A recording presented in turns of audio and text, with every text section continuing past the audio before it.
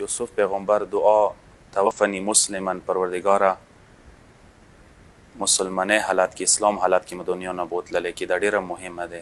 الحقنی بالصالحین، خدای ما صالح کسان سره ملحق کی.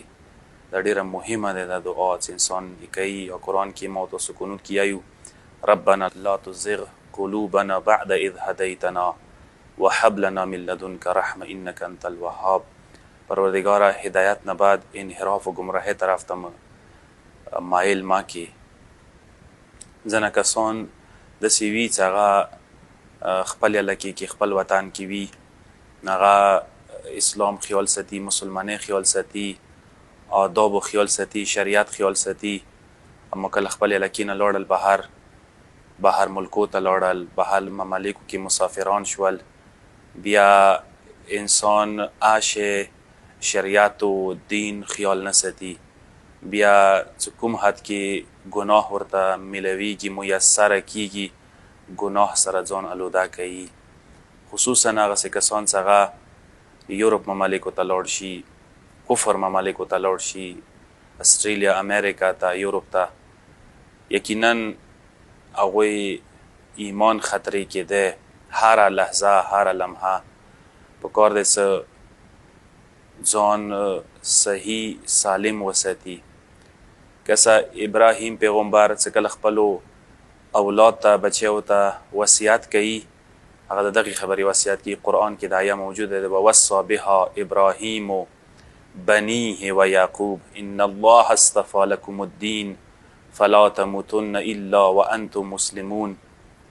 ابراهیم پیغمبر خپل اولاد ته بچیو ته څه وصیت ابراهیم دا و چې تاسو ته خدای دین در کړی دی، تاسو ته خدای دین خوښ کړی دی، تاسو دینداري ګرځېدلي، تاسو دین و خدای باندې ایمان راوړی دی، یعنی تاسو آغاز ابتدا ښه شوي دی، تاسو شروعات ښه شوي دي، شکر وکړئ دې باندې.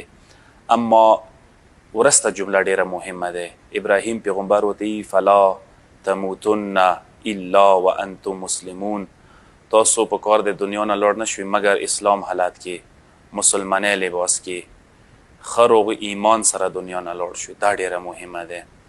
لذا دا جمله ما تاسو ډیره واورو، اکثر تکرار کیږي چې انقلابی بودن مهم نیست، انقلابی ماندن مهم است. دا چې ته انقلابی وی دا ډوره مهمه خبره نه ده. دا چې ته انقلابی پاتې شي، خط انقلاب باندې، خط ولایت باندې پاتې شي، دا ډیره مهمه ده.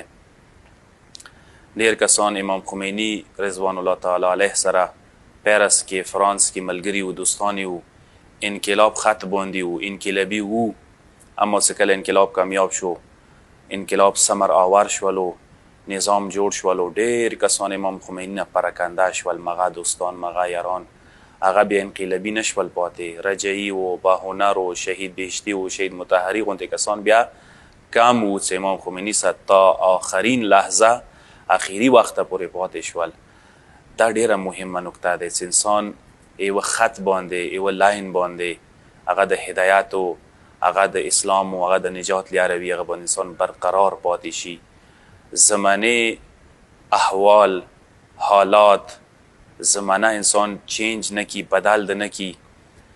زمانه طوفان، زمانه آندیا، زمانه قسم شبهات، قسم حالات، کله انسان کسا غریبانه کې ده امیره طرف ته لاړو، دولت د خراب نکی، څه ایمان پرېږدی، المونځ پرېږدی، اسلام پرېږدی، اسلام پسې مسخرې شروع کې، او مجالس پرېږدی، ماتام پرېږدی، دغسې مسخرې شروع کې. ډېر داسې کسان دي چې هغوی ته لږ غوندې کې دولت میلو شي، پیسه میلو شي، هغوی بیا دا شیونه داسې ګڼي لکه دا غریبانو سره تعلق لري، دې سره تعلق نه لري.